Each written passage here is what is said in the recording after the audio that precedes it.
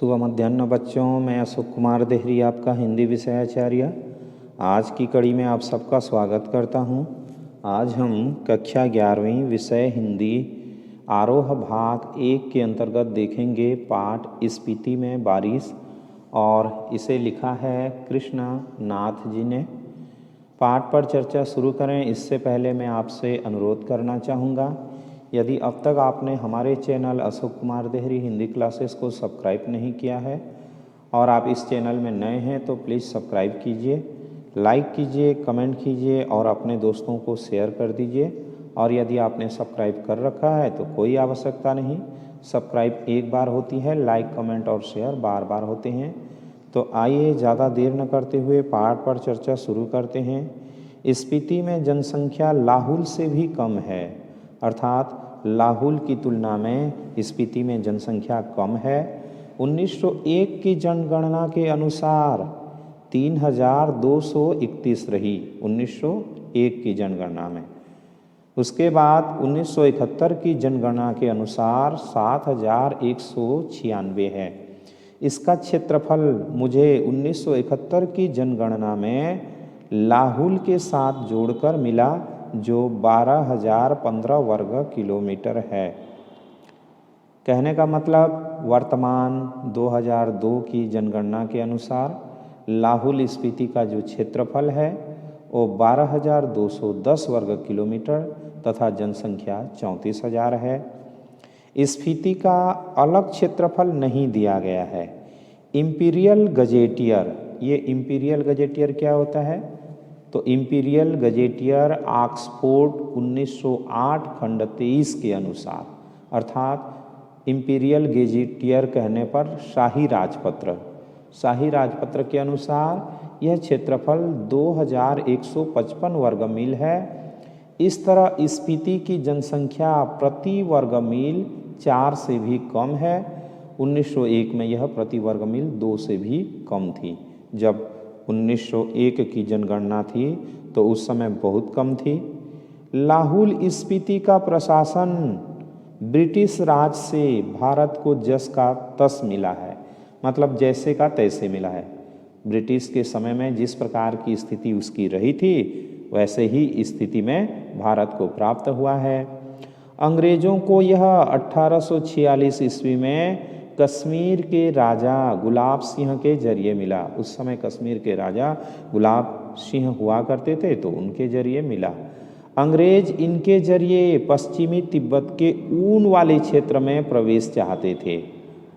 तिब्बत में अंग्रेजी साम्राज्य के दूरगामी हित भी थे, अर्थात मतलब वहाँ पर अंग्रेज दूरवर्ती काल में उनका हित सिद्ध होने वाला था।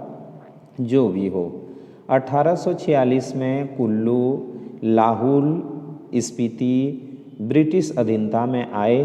पहले सुपरिटेंडेंट के अधीन थे, सुपरिटेंडेंट कहने पर अधीक्षक के अधीन थे। फिर 1847 में वे कांगड़ा जिले में शरीक कर दिए गए, अर्थात सम्मिलित कर दिए गए। लद्दाख मंडल के दिनों में भी स्पीति का शासन एक नोनो द्वारा चलाया जाता था। अब ये नोनो कौन है? तो स्थानीय शासक, उसको नोनो कहते हैं। और इसका जो सामर्थ्य होता है एक दूसरे दर्जे के मजिस्ट्रेट के जैसे होता है, तो उसके द्वारा चलाया जाता था, नोनो के द्वारा। ब्रिटिश भारत में भी कुल्लू के असिस्टेंट कमिश्नर के समर्थन से यह नोनो कार्य करता था। इसका अधिकार क्षेत्र केवल द्वितीय दर्जे के मजिस्ट्रेट के बराबर था। पहले ही बता चुका हूँ कि जो सेकंड क्लास मजिस्ट्रेट होता है उसी के समान ये नोनो होता है, सामर्थ्यवान। लेकिन स्पीति के लोग इसे अपना राजा ही मानते थे। राजा नहीं है तो दमयंती जी को रानी मानते हैं, अर्थात उनके जो पत्नी हैं उनको रानी मानते हैं। आइए आगे फिर देखते हैं। 1873 में स्पीति रेगुलेशन पास हुआ। रेगुलेशन पास हुआ कहने का अभिप्राय है अधिनियम पास हुआ स्पीति का, और उसके तहत लाहुल और स्पीति को विशेष दर्जा दिया गया। ब्रिटिश भारत के अन्य कानून यहाँ नहीं लागू होते थे, मतलब अंग्रेजी साम्राज्य में जो भारत थे वहाँ के कानून यहाँ पर लागू नहीं होते थे। रेगुलेशन के अधीन प्रशासन के अधिकार नोनों को दिए गए, जिसमें मालगुजारी इकट्ठा करना। अब मालगुजारी क्या होता है, तो मान लीजिए कोई ज़मीन हमारे पास है तो उस ज़मीन को जोतने और बोने के बदले में जो कर हमको देना पड़ेगा सरकार को, उसको मालगुजारी कहते हैं। तो मालगुजारी इकट्ठा करना और छोटे छोटे फौजदारी के मुकदमों का फैसला करना भी शामिल था। छोटे छोटे फौजदारी कहने पर वे सारे जो आपराधिक मामले होते हैं वो फौजदारी कानून के अंतर्गत आते हैं। इसके अंतर्गत कह सकते हैं कि जो हत्या होती है, मारपीट, डकैती, छिनैती, बलात्कार आदि, ये सब आते हैं। और इन सभी मामलों में क्रिमिनल प्रोसीजर कोड और इंडियन पिनल कोड के आधार पर ही फैसले होते रहते हैं। तो यही है फौजदारी। उसके ऊपर के मामले वह कमिश्नर के पास भेज देता था, उसके ऊपर का जो भी मामला होता था। उन दिनों लाहौल स्पीति का वृतांत कांगड़ा जिले के अंतर्गत कुल्लू तहसील में मिलता है। कुल्लू तहसील में जाकर के यदि आप पूछताछ करें तो प्राप्त होता है। स्वराज्य के बाद 1960 में लाहौल स्पीति पंजाब राज्य के अंतर्गत एक अलग जिला बना दिया गया, जिसका केंद्र केलंग में है। 1966 में जब हिमाचल प्रदेश राज्य बना तो लाहौल स्पीति उसका उत्तरी छोर का जिला हो गया। यह देश का सबसे अधिक दुर्गम क्षेत्र है। स्पीति 31.42 और 32.59 अक्षांश उत्तर और 77.26 और 78.42 पूर्व देशांतर के बीच स्थित है। इस प्रकार से स्पीति की स्थिति बनी हुई है। यह चारों ओर से ऊंचे ऊंचे पहाड़ों का कैदी है, मतलब इसके चारों तरफ ऊंचे ऊंचे पहाड़ हैं। इन पहाड़ों की औसत ऊंचाई 18,000 फीट है। यह पहाड़ उसे पूरब में तिब्बत, पश्चिम में लाहौल, दक्षिण में किन्नौर और उत्तर में लद्दाख से अलग करते हैं।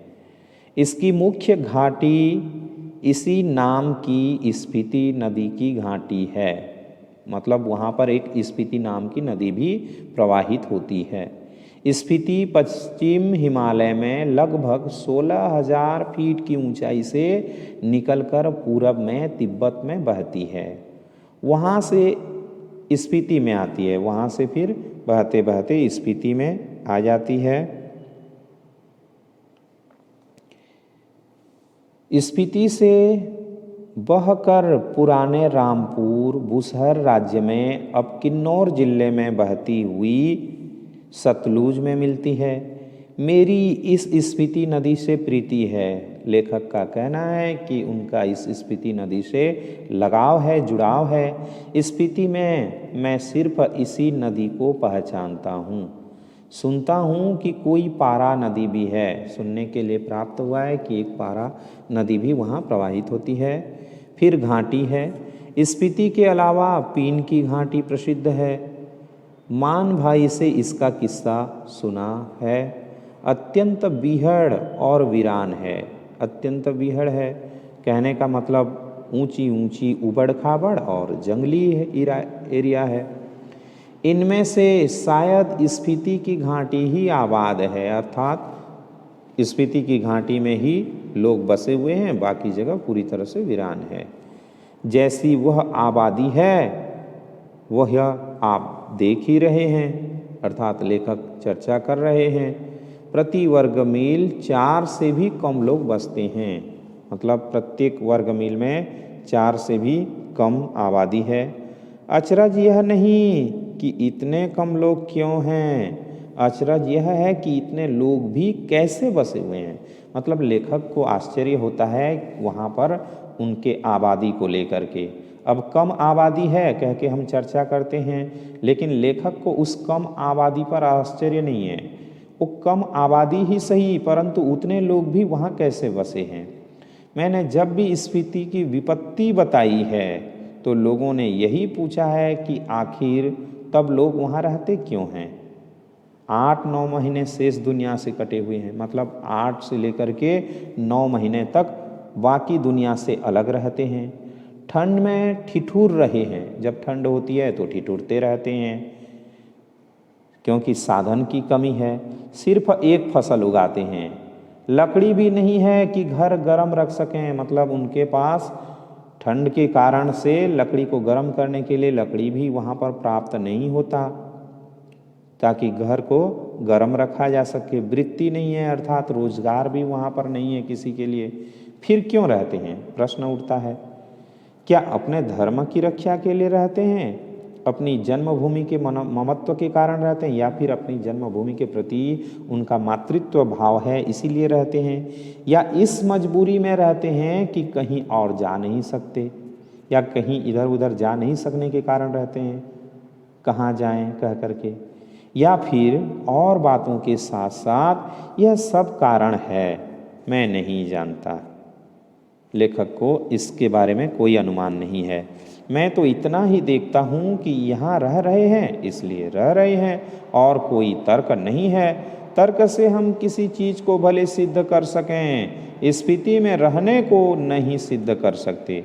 भले ही तर्क के द्वारा दूसरे बातों को प्रतिपादित किया जा सकता है, परंतु स्फीति में रहने की जहाँ पर बात होती है तो उसको सिद्ध नहीं किया जा सकता। लेकिन तर्क का इतना मोह क्यों, लेखक प्रश्न करते हैं कि आपको तर्क करने के पीछे इतनी आसक्ति क्यों है। ज़्यादा करके संसार और निर्वाण अतर्क्य हैं। लेखक का कहना है यदि संसार चक्र की बात करें और जीवन से परे निर्वाण की बात करें, अर्थात जीवन मृत्यु से परे की बात करें, तो वह अतर्क्य है, मतलब तर्क से भिन्न है, तर्क से परे है। स्पीति नदी के साथ साथ मेरा थोड़ा परिचय स्पीति के पहाड़ों का भी है। स्पीति के पहाड़ लाहुल से ज़्यादा ऊंचे हैं। स्पीति के जो पहाड़ हैं वो लाहुल से भी ज़्यादा ऊंचे हैं, नंगे और भव्य हैं, मतलब फैले हुए होने के कारण से वो भव्य हैं, वैभवपूर्ण हैं। इनके सिरों पर स्पीति के नर नारियों का आर्तनाद जमा हुआ है। उनके सिरों में क्या मिलेगा, तो स्पीति के जो नर नारी हैं उनके करुण पुकार सुनाई देंगे। शिव का अट्टहास नहीं है, अर्थात भगवान शिव की ठहाका आपको सुनने के लिए नहीं मिलेगी।